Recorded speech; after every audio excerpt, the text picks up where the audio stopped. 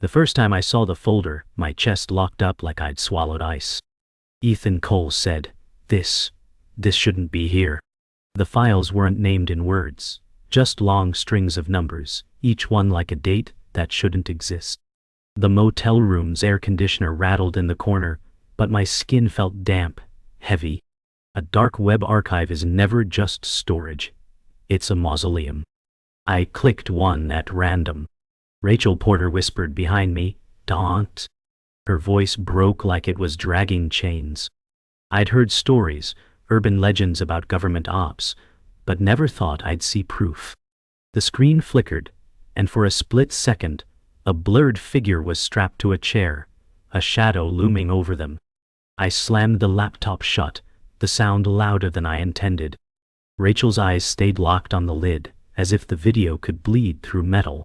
Somewhere in the building, a door slammed, and both of us froze. I thought I heard footsteps in the hallway, slow and deliberate, the kind that know exactly where they're going. The knock wasn't loud, but it was the kind of sound you can't pretend you didn't hear. Ethan whispered, "Don't move." I felt my pulse in my teeth. Rachel stepped back toward the bathroom, eyes flicking between me and the door. I counted the seconds. Whoever it was, they didn't knock again. They waited. The old motel carpet muffled any movement outside, but I swore I could hear breathing. My phone buzzed in my pocket. No caller ID. I didn't answer. Ethan motioned toward the desk drawer, and I pulled it open to find a rusted revolver. "We're not using that," I said, but my voice didn't sound like mine. The air in the room thickened, heavy with the smell of damp carpet and burnt coffee. Somewhere beyond the door, a shadow shifted under the crack, then pulled away. The silence afterward was worse than the knock. We didn't open the door that night. Instead, Ethan shoved the laptop into his backpack, grabbed the revolver, and told me to follow. Rachel didn't argue. She just threw on her coat and kept glancing at the window like it might shatter any second. Outside, the night air felt colder than it should, a sharp wind cutting through the parking lot. We kept our heads down, passing rows of empty cars under buzzing sodium lights. I looked back once, and the motel door to our room was still closed, but I couldn't shake the feeling that someone was watching from inside. Ethan's car was a beat-up Ford Chevy Impala, dull blue with one headlight out. He started it without turning on the lights, letting it idle in the dark. Rachel sat in the back, knees pulled to her chest. "Where are we going?" she asked. "Somewhere they can't find us," Ethan said, but it didn't sound convincing. The laptop sat on the passenger seat like a loaded trap. I kept thinking about that blurred figure in the chair, how the shadows moved like they had weight. We drove for an hour without speaking, the road stretching ahead like it didn't end. The radio stayed off. Ethan kept checking the rearview mirror, and every time I did too. Somewhere past midnight, we pulled into an abandoned gas station. "We can't keep it," Rachel said, pointing at the laptop. "It's evidence," Ethan replied. "It's a death sentence," she shot back. Neither of them was wrong. The gas station bathroom smelled like mildew and metal. Ethan splashed water on his face, staring into a cracked mirror that made his reflection look fractured. "We have to know what's on it," he said. Rachel stood in the doorway, arms folded tight. "Knowing will kill us faster," she replied. The wind outside rattled the loose siding, and the Impala's headlights cut pale beams through the fog. My phone buzzed again. No caller ID. This time, a voicemail appeared instantly, without ringing. I pressed play. A man's voice, low and steady, said my name, then added, "You shouldn't have looked." We sat in the car, engine idling. Ethan kept the laptop on his lap, staring at the closed lid like it might detonate. Rachel rubbed her hands together, eyes darting to the fogged-up windows. I replayed the voicemail, letting them hear it. Ethan's jaw tightened.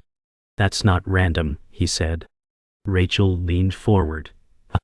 "Then, they already know where we are." The Impala's heater hummed, but I couldn't stop shivering. Somewhere beyond the mist, a pair of headlights glowed, unmoving, too far to see the car itself. Ethan put the car in gear without a word. The road ahead disappeared into the fog, the yellow lines blurring under the tires. Rachel whispered, "What if they're following?" I checked the mirror. Those headlights were still there, faint but constant. Ethan pressed harder on the gas. "We'll lose them," he said, but his voice lacked conviction. The fog swallowed the world, muting the sound of the engine. My phone buzzed again. This time it was a text. "Stop driving." We veered off the main road onto a narrow gravel path lined with skeletal trees. The fog thinned here, revealing an old barn slouched under its own weight. "Nobody will find us here," Ethan muttered. We parked in the shadows, engine ticking in the cold.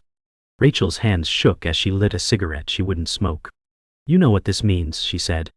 Ethan nodded. "We open it." The barn doors groaned when he pushed them, the sound far too loud in the still night. Inside the barn, dust floated in the thin beams of moonlight through the roof gaps. We set the laptop on an overturned crate. Ethan powered it on, the screen's glow carving our faces out of the darkness. The video opened instantly, no password, no menu. A concrete room. A metal chair. A man in a black hood, moving into frame. The figure in the chair twitched, muffled sounds escaping. Rachel took a step back, hitting the barn wall. I couldn't breathe. The hooded man looked directly into the camera, and smiled. The hooded man in the video stood unnaturally still, only his breathing giving him away. Ethan muttered, "This isn't random. He knows we're watching." Rachel pressed against the barn wall, eyes locked on the screen. The camera in the video panned slowly, revealing a corner table with tools laid out in deliberate order. The hooded man reached for one. I felt my stomach turn. Then, as if reacting to us, he paused, tilted his head toward the lens, and whispered something we couldn't hear. The sound glitched, warping into static. Ethan slammed the laptop shut, but the whisper still seemed to echo in the barn air. Rachel said, "He saw us." Ethan shook his head, but wouldn't meet her eyes. The barn felt smaller now, air heavier. I stepped outside, desperate for cold air, but the fog had returned, thicker than before. My breath clouded instantly, and from somewhere in the mist came the sound of an engine idling. I couldn't see the source. "We need to go," I said, backing toward the barn. Ethan already had the laptop in his bag, his hand gripping the revolver inside his jacket. The idling grew louder. We jumped into the Impala, gravel crunching under the tires as Ethan reversed hard. The fog made every turn a blind gamble. Rachel kept looking behind us, muttering numbers under her breath like a prayer. I realized she was repeating the file names from the archive. Ethan glanced at her in the mirror. "Why are you doing that?" She didn't answer. Her voice just got faster. Somewhere behind us, headlights burst through the mist, gaining ground. The chase stretched for miles, the fog a constant veil. The headlights behind us vanished suddenly, swallowed by darkness. "They turned off their lights," Ethan muttered. Rachel's voice was barely audible. "That's worse." My phone lit up with a text, "Another date not to Daz." Ethan glanced at it and cursed. "That's in 2 days," he said. The road narrowed, trees closing in, and the feeling in my chest was that whatever was coming was already too close. We finally stopped on a one-lane bridge, the wooden planks groaning under the car's weight. Ethan killed the engine. The silence was deafening. Rachel gripped the seat, eyes scanning the dark water below. "We can dump it," she whispered. Ethan shook his head. "It's evidence," he said again, but softer this time. The laptop sat between us, closed, humming faintly as if still alive. In the distance, a single headlight appeared on the far end of the bridge, unmoving. The single headlight didn't move, and the bridge felt like a plank over an abyss. Ethan said, "Stay in the car." Rachel said, "He's waiting."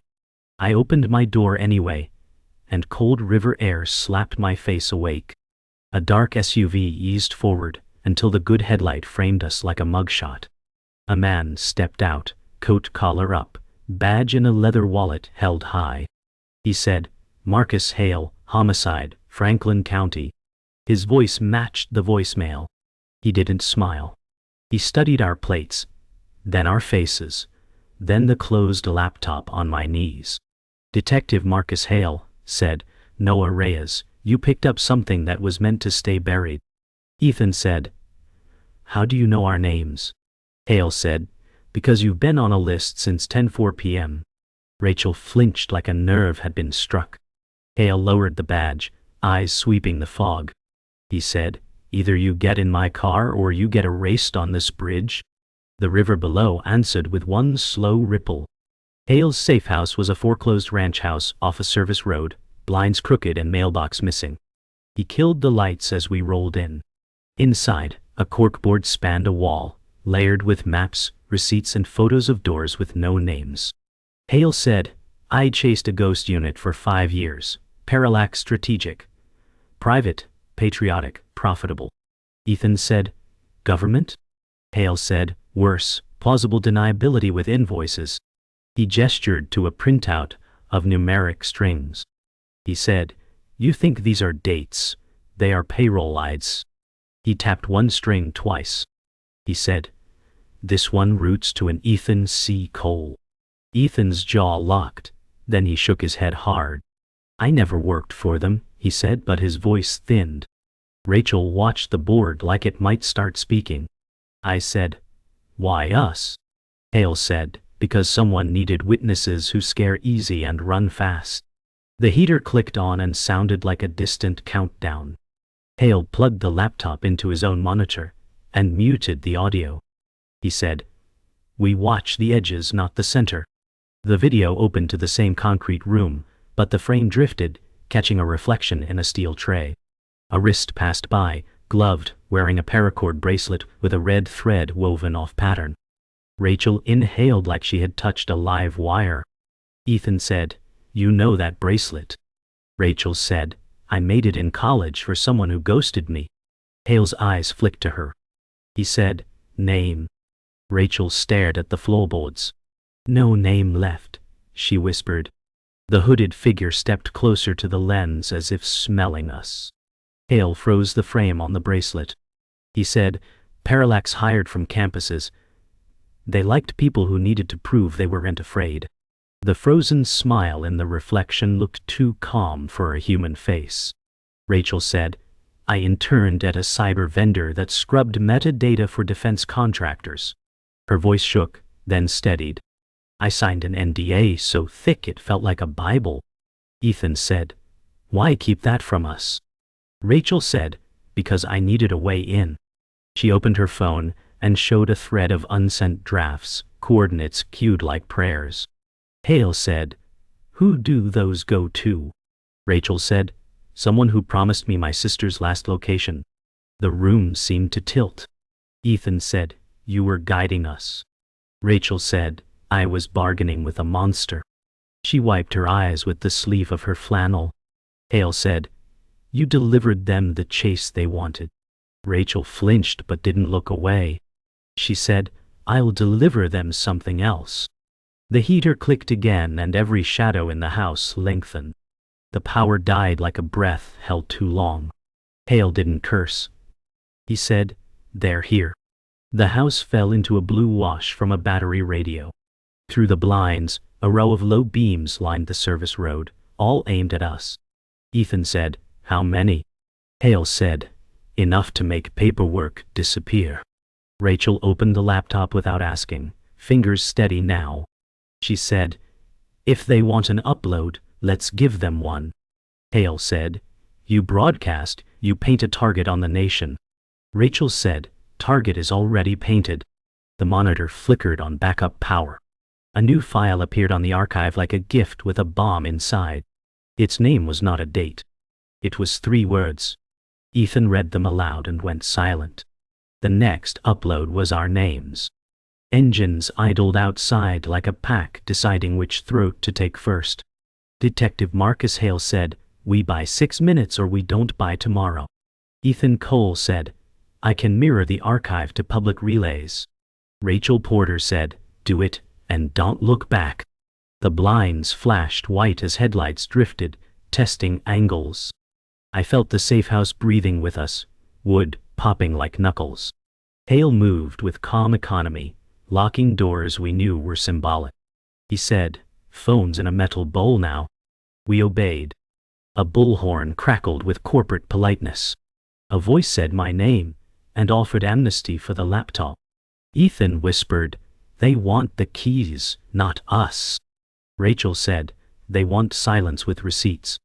Hale handed me a thumb drive, labeled invoices. He said, "If I fall, this goes to a newsroom, not a courtroom." The bullhorn voice counted down from 30, like a hymn for cowards. I hated how steady it sounded. We dropped into the crawl space as Boots took the porch. Hale said, "Stay low, follow my belt." The earth smelled like damp pennies. Ethan hissed, "Mirrors are live in 90 seconds. Rachel said, "Then every copy makes a witness." Above us, hinges complained, and a door split. Dust rained in disciplined lines. My elbows scraped cinder block, while the laptop's fan whined like a guilty conscience. Hale's flashlight never swept. It pulsed once and went dark, breadcrumbing us in signals. A thud hit the floorboards where our heads had been. Rachel whispered, "The bracelet belonged to Caleb Vance." Ethan said, "Who is that?" She said, "Recruiter, my sister's ex. He taught me fear looks like courage if filmed right." A beam of red light combed the seam we had just crossed. Hale said, "Storm hatch in 10 feet. The house above began speaking in kicked furniture. We burst into night behind the house and ran for the black trees. A drone's spotlight stitched the grass into a moving cage. Hale said, "Left of the ditch, then straight to the tower." The old municipal water tower rose like a rusted crown. Ethan panted, "I was on their payroll, but not like that." I said, "Say it clean." He said, "I wrote their indexing scheme in grad school under a shell company." Rachel said, "So the numbers sing because you wrote the choir?" Ethan nodded once, eyes ashamed and furious at the same time. The drone's light found us, and then lost us to branches. Hale said, "You two climb. I'll cut the light if it kisses me." His coat looked heavier than law. "Why?" I heard the drone drop altitude like a curious hornet searching names. On the catwalk, wind slapped our words sideways. Ethan opened the laptop and killed every safeguard he had ever loved. Rachel said, "Mirrors are seated, we go wide." I said, "Name parallax or imply it?" Ethan said, "Name it." He pushed the upload, and the screen turned into a map of hungry circles.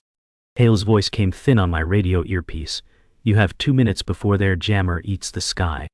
The video cued, the bracelet bright as a wound in the reflection. Rachel said, "Caleb, if you're watching, I want you to know I learned the trick you taught me." She stared into the camera like it owed her rent. "I learned to be louder than your silence." The metric spiked and held. A new file name appeared in the archive feed. Cal Vance confirmation.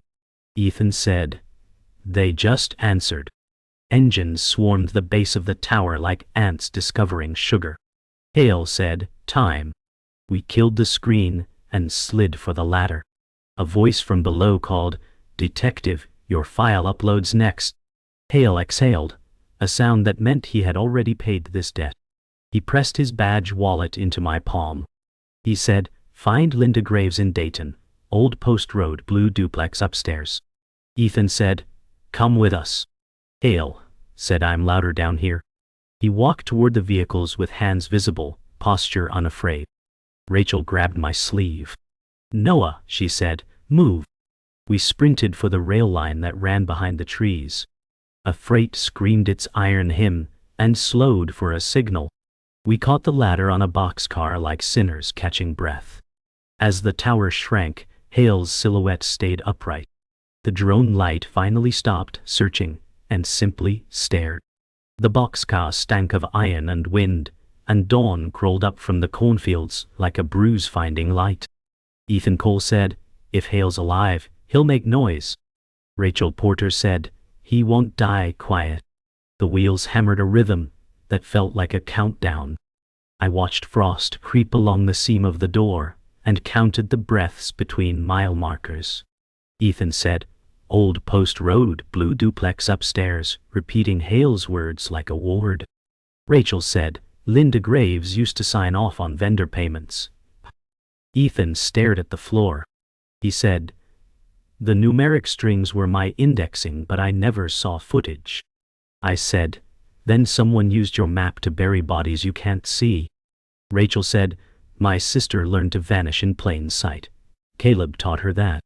The name tasted like ash in the cold air. The sky turned pale as hospital tile, and the train slowed for a yard no one had fixed in years. I said, "We jump at the signal and keep our heads down." Ethan said, "And if Linda isn't really a door?" Rachel said, "Then she's a mirror." Dayton wore a wet gray morning, like a coat it couldn't take off. The blue duplex on Old Post Road leaned a little, as if listening. A chain rattled behind the door before it opened an inch. A woman's eye appeared, careful and tired. She said, "If Marcus sent you, you waited too long." I showed Detective Hale's badge wallet with my shaking hand. Linda Graves unlatched the chain and ushered us inside without pleasantries. She said, "I signed routine authorizations for HVAC and pest control. The work never happened. The checks always cleared." Ethan said, "Shells." Linda said, "Shells with flags pinned to them." Rachel's voice flattened. She said, "Did a man named Caleb Vance come here?" Linda's mouth thinned. She said, "He came for tea twice and left with silence." The duplex smelled like lemon oil and secrets. A clock clicked too loud for the room. Linda said, "Marcus told me you'd bring the storm with you." Linda's living room was a museum of paper. Banker boxes lined the wall like obedient soldiers. She said, "I kept copies because guilt can be a filing system." She opened a box and laid out invoices stamped "paid" with routing codes that hummed like the archive's numbers. Ethan said, "These map to my schema, but the checksums altered." Linda slid a small key across the coffee table. She said, "Unit 17B, Riverbend Storage. The last thing Marcus asked me to protect." Rachel said, "What is it?" Linda said, "A ledger, and a tape someone left in my mailbox with a single red thread." The room seemed to tilt. I said, "The text we got mentioned a date 2 days out." Linda nodded slowly. She said, "Rook Quarry, midnight, compliance review." Ethan closed his eyes like the word hurt. Rachel whispered, "Compliance means someone screams." Linda's voice dropped. She said, "Or someone doesn't, and the contract fails." Riverbend Storage sat beside a thrift store and a billboard that promised forgiveness by the hour. The rain quit without apologizing. Linda walked between units like each one remembered her. She said, "Marcus told me never to open it alone." The padlock on 17B looked new against the old roll-up door. Inside, rows of labeled binders shared space with a dented safe the size of a microwave. Ethan said, "Numbers on spines match accounts." Rachel said, "Open the safe." Linda handed me a combination written on a church program. The door swung with a sigh and revealed a minute V-tape, a ledger bound in blue cloth, and a bracelet of paracord with a single red thread. Rachel didn't touch it. She said, "He leaves souvenirs for control." My phone buzzed once, then died as if the room ate the charge. Ethan said, "They're jamming near Rook Quarry already." We found an old Minute V camcorder in a thrift bin 2 doors down and fed the tape like a confession. Attic cleared to a conference room with a decor of expense reports. A man sat at the head of the table, face clean, eyes wrong. Rachel said, "Caleb Vance." He wore the bracelet like a wedding ring. He said, "Performance is truth." He clicked a remote, and charts bloomed that looked like heartbeats. Ethan said, "He's auditing terror like a KPI." Linda whispered, "Contracts renew on proof." Caleb leaned toward the lens. He said, "If you see this, we're already on one another's calendars." The timestamp matched our message, 2 days ahead. He named Rook Quarry in a tone used for weather. Rachel said, "We cut the calendar." I said, "Then we cut the recorder." Ethan folded the ledger into his jacket, like a spine he planned to borrow. The sky outside darkened early, as if the day lost its nerve. Midnight dripped over Rook Quarry like oil that never dries. The wind carried the smell of wet limestone and exhaust. Ethan Cole said, "We only get one clean push." Rachel Porter said, "We bait the calendar and break the clock." Linda Graves stayed by the road with a prepaid phone and a list of reporters. Detective Marcus Hale's badge felt hot in my pocket, as if it wanted back. We moved along the fence, counting cameras, counting breaths, counting exits. Ethan whispered, "Schemas inverted. New uploads redirect to public nodes." Rachel set a decoy laptop by the gate, like a shiny lie left for magpies. I said, "If Caleb Vance shows, we speak to his investors, not to him." Floodlights stayed dark, which felt louder than sirens would. The quarry mouth waited, patient as a vault that already knew our names. Somewhere below, a generator coughed and then held its breath. My phone showed no bars, but the voicemail icon pulsed like a heartbeat. The control shed was concrete and resignation. I eased the door, and the room exhaled cold dust. Ethan said, "Local network only, but the mirrors will still drink." Rachel laid the blue ledger beside the keyboard like an oath. Linda slipped in behind us and locked the door. She said, "Reporters primed, subject line pre-written." I said, "We stream the minute V, then route payroll to names that vote." Ethan said, "Checksum rewritten to implicate the signatories, not the ghosts." Rachel stared at the camera lens and did not blink. She said, "Caleb, we brought the class you tried to fail."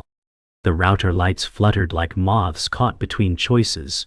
And Neviewing, I remain, and the lobby, let people be, and tortes. Outside, gravel whispered under tires that wanted to be quiet. The upload dial crept from timid to brave. Headlights painted a stripe across the far wall, and then died. The door opened on a draft before it opened on a man. Caleb Vance stepped in with the calm of a lecturer who grades on a curve. He wore the paracord bracelet with the single red thread. Caleb said, "Performance is truth." Ethan Cole said, "Then speak into the mirrors." Caleb smiled like a policy. He said, "Compliance reviews need volunteers." Rachel Porter said, "I volunteer you." She held up the minute V tape, and the room forgot to breathe. I said, "We streamed your keynote and your ledger." Caleb's eyes cooled 1 degree. He said, "You mistake a shadow for a wall."